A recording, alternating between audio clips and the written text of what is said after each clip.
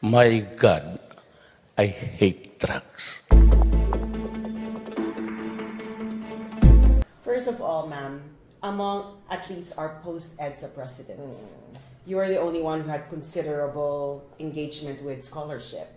You have a doctorate in economics, you held teaching positions before you joined the government in 1987, and you even helmed the economics department of Assumption College. How did your life in the ivory tower of scholarship help you prepare to lead our republic? Well, my period of scholarship was a period when I was able to learn fundamentals for my coming work, which was governance. And I think I would put it in an analogy that people can understand easily. Sports, boxing. That's an interesting analogy. Yeah, because a boxer may have skills, the natural skills, and then a good trainer. So when he's naturally skillful and he gets a good trainer, then you say he has good fundamentals. But even if he has good fundamentals, the day will come we will have to actually have a fight with an actual opponent in front of an actual audience. Yes. So the fundamentals are only half the battle, Okay. because then you have the actuality there. So the same thing also with with governance in economics, for instance.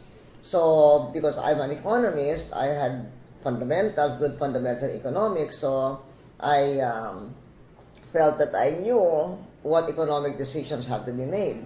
For instance, the value-added tax expansion, that was an important and correct economic decision. Okay. But at the end of the day, that's only half the battle. I had to get done through the legislature, Yes. and also I had to sell it to the Filipino people. So fundamentals are important. They help you. They're half the battle. But did your life as an academe help you explain these things to the Filipinos better? No, well, the substance, yes, I knew what to explain, but how to explain it, Okay. It's a different that's thing. the other thing. Yeah, because ivory tower academicians tend to talk to other. Academes, Yes. Well, Henry Kissinger, who is also a scholar and statesman like yourself, Yes. once said this, and this is a very long quote. I'm going to read this. As a professor, I was responsible primarily for coming up with the best answer I could divine. As a policymaker, I was also responsible for the worst that could happen. As a professor, the risk was that the important would drive out the urgent. As a policymaker, the risk was that the urgent would drive out the important. The policymaker lives in the world of the contingent. He or she must deal with partial answers that hopefully are on the road to truth. Contingent answers are always somewhat inadequate, but the attempt to achieve the ultimate in a finite period of time can produce extraordinary disasters. What do you think about what Kissinger said? Well, Kissinger had. Wait a minute, Mom, have you met Kissinger in person? I did, yeah, I did. Okay. Well, he had years and years of earned wisdom, Yes. and so I think he tried to compress that into a single paragraph. That's why it's a very long paragraph, Yes. but it's packed with truth. So I think what he's trying to say is that the scholar lives in the world of the ideal, where time stands still. In economics we call that the equilibrium. Yes, yes. And the equilibrium, you don't really know when it will really happen, but it describes the equilibrium state. But the statesman has to live in a dynamic real world, and he has to deal with people who may not exactly understand what he's trying to do. And that's not the word here and now. It's a very dynamic situation. And if a scholar makes a wrong decision, he can reboot the game. Yes. But if a statesman makes a wrong decision, lives are at stake. Lives can be at stake. So I think that's what Kissinger is trying to say. When you were And president, it's true. It's true. when you were president, I'm sure you always find yourself in a situation wherein, there are urgent tasks to be done Yes, yes. and urgent crises to be resolved. And then you also have this scholarly background wherein, you have this ideal answer to everything. Yes, do yes. you feel the tension? Oh yes, the tension really exists. Many of my fellow scholars refuse to accept that it exists, but it does. It does exist. Because when you are in the field of theory, and then you have to enter the field of being a practitioner. Yes. The tension between theory And practice. practice will affect your action when you're a practitioner in a way that political theorists may understand intellectually, Yes. but they'll never know it really until they really walk the shoes of a practitioner. So the most common effect on a practitioner is that sooner or later he or she will realize that he or she will rarely be able to implement the perfect solution. Yes. And he will have to function within that reality. When you were So, in fact, that's why they say politics is the art of the possible. Yes. When you were president, ma'am, did you have conversation with your fellow academics? And then did you have debates about what's the best course of action to take? And did you successfully traverse this? Well, I can't judge whether it was successful or not, but I always looked at the theory as the fundamental, the strategic to guide my action. But then, in carrying out that action, which in theory was the correct thing to do, most of the time it has to be somewhat moderated by the reality that I'm carrying it out in. Ma'am, as the second longest serving president of our country, what's the greatest lesson you learned about having the power to make decisions that impact the lives of millions of people and the generation that would come after them? Well, rather than talk about the impact on generations and lives, let me talk about being in power for a long time. Yes. Okay? The longer you hold on to it, what's the impact? On the positive side, the longer you're in power, your ability to make tough decisions improves. Okay. Because you've learned how to handle the pressures of decision making. Yes. And you've acquired a better understanding of the political machinery and the people who run it. So to simplify, the longer you have exercised power, the easier it becomes to make decisions. That's the positive side. On the negative side, your circle of trusted advisors becomes smaller and smaller the longer you are in power. That's why, many people who've served in power for a very long time, people say they become isolated. Yes. So when you have a smaller and narrowing circle of advisors, then you also narrow the base of inputs. Okay. So when it's like that, then you have to go out of your way consciously to seek new sources of inputs.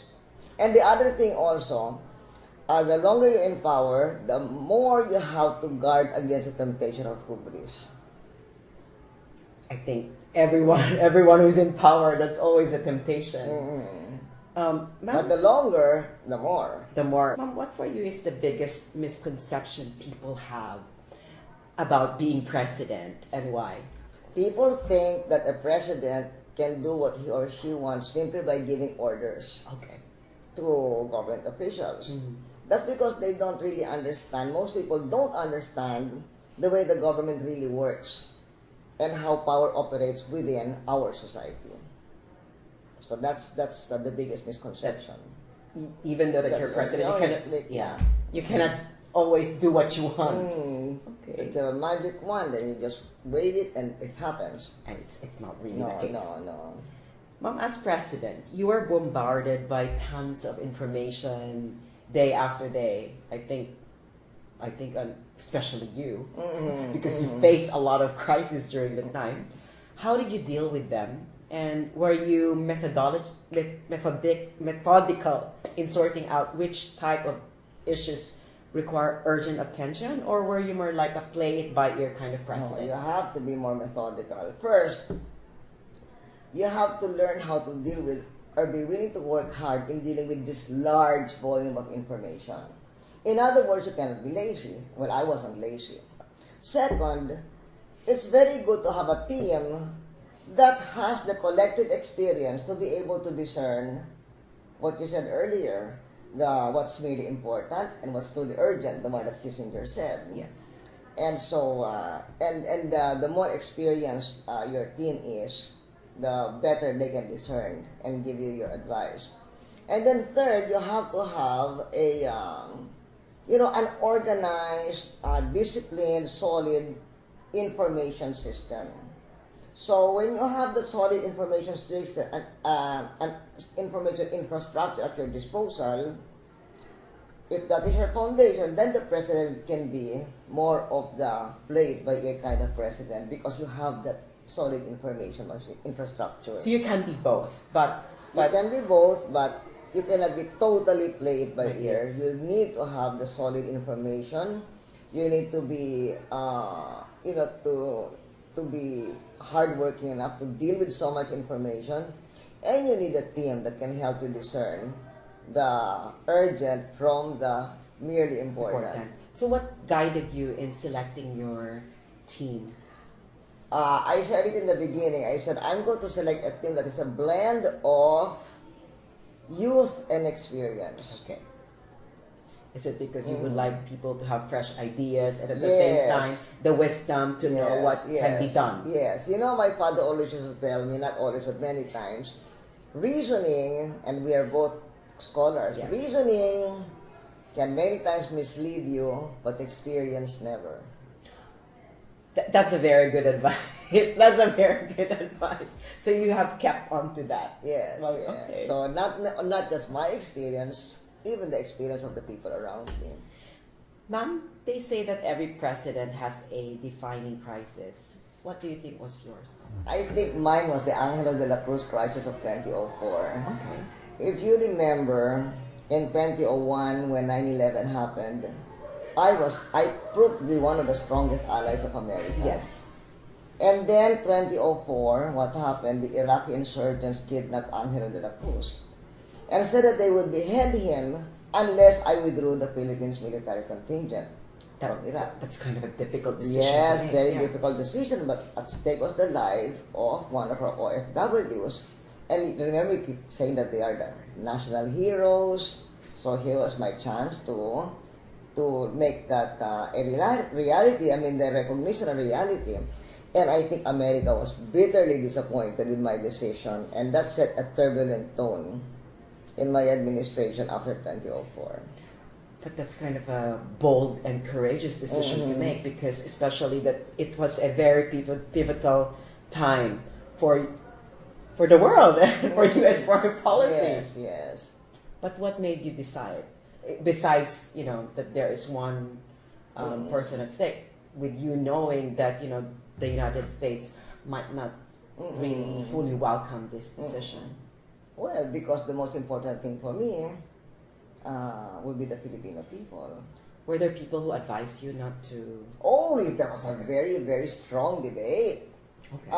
I remember they were debating about it in the cabinet when we were watching the television, we were watching the threat being made by the insurgents, and there was a very big debate. What do we do with it? And then I went. So one of my cabinet members used to say that when you debate so much, sometimes you debate to the point it becomes analysis to paralysis. Yes, yes. So when they were debating, I went first to my room, and then I decided that I'm going to save his life. So I went on television. So I did. Yes. I made a decision because you cannot keep debating and debating. You have to make a judgment call, and I did. Ma'am, this is one of these instances wherein you really make you feel that you're in a situation wherein you decide who to live and who to die. How does it feel? Remember being I said before, Yes. if you make a mistake, people's lives may be... Exactly. How does it feel being in that kind of situation? Well, it's a very difficult situation, and that's when you have to make a decision. I think I would, I would make a decision. My decision would always be as much as possible to save a life.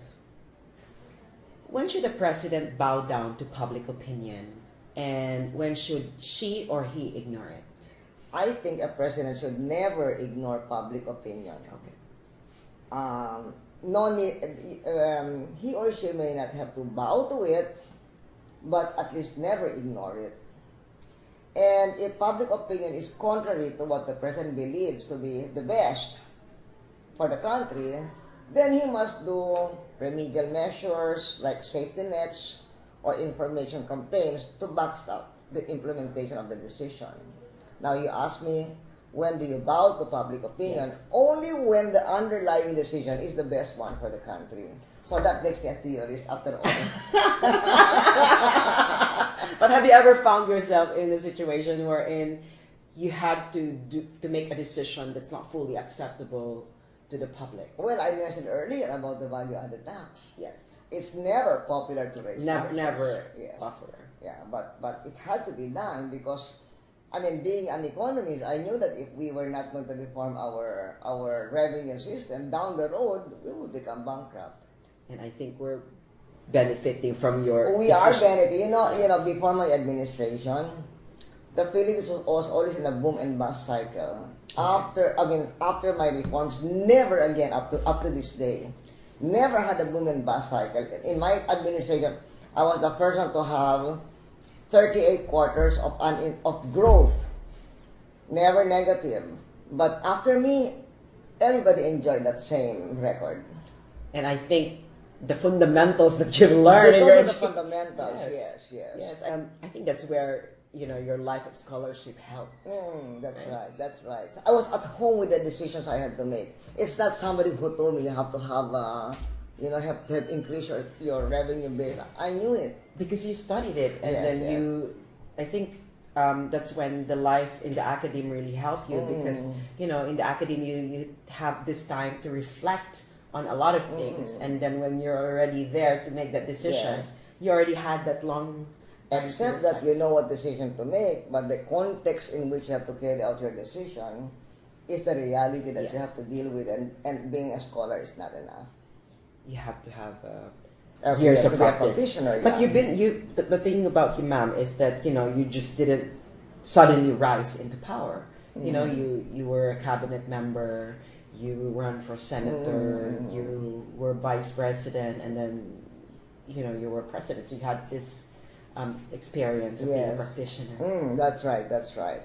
Ma'am, this is, I think, my second to the last question. Okay. For an international scholar like me, I believe and sincerely believe that you should be given credit in the way you handled both our country's relationship with China and the United States. Thank you. What lessons you would like to impart to countries that share that same geopolitical positions as the Philippines, situated in the so-called buffer zone between two superpowers? I think the most basic lesson is that perhaps slightly more statesmanship is required than scholarship, more practice than theory. And let me just add about China. I recall sometime 35 years ago when China was a sleeping dragon, economic dragon, and beginning to awake. And in the Philippines, everybody was afraid that, if China becomes rich, then it will be our rival in the region. Yeah. At that time, it was not yet obvious to one and all that China was a class all its own. Now, 35 years later, we see China is not our competitor in the region. China is a collaborator, a donor, and a market. So, did you study Chinese politics? Yes, okay. yes, I did. I used to be I was a founder of together with others, of the Association for Philippines-China Understanding. Okay. So I went to China when people were not allowed to go to China. Okay. So was it before you were president? Oh, long even before I entered politics. Oh, before Yeah, politics. yeah. I was a student in the University of the Philippines. But this is really interesting, because this is very important when you make decision in, my foreign policy professor told us that in order to make foreign policy, you need to know the country that's going to be the subject of your foreign policy, and I think it's very reassuring and very reassuring to know that during the time that you were making this decision, it was an informed one. I hope I like to think so. And I think, ma'am, final question. I think this is a question that I ask to all my guests. If you could have the power to change one thing in world history, what would it be and why? Until the last few years of our world's history, if you remember, of course, you know that you're a student of history too, the East was more civilized, more cultured, Definitely. more scientifically advanced than the West. Yes. But then, the West grew bolder, more willing to explore, more willing to challenge orthodoxy, while the East remained complacent in its superiority. So the rest is modern history. So if I could change history for the better, for the betterment of the world, the change I would have wanted is for the East to have been equally dynamic as the West. Because with the dynamism of the West, driven by the West, look at what happened in the last 200 years. Fantastic development, economic and social progress has been extraordinary. So if the East had added its driving energy to the West, what would have happened would not have been only extraordinary, it would have been breathtaking. It's a very interesting answer to the question, because for an economist, it's really fitting for you to say that. Thank you so much, President Thank Gloria you too.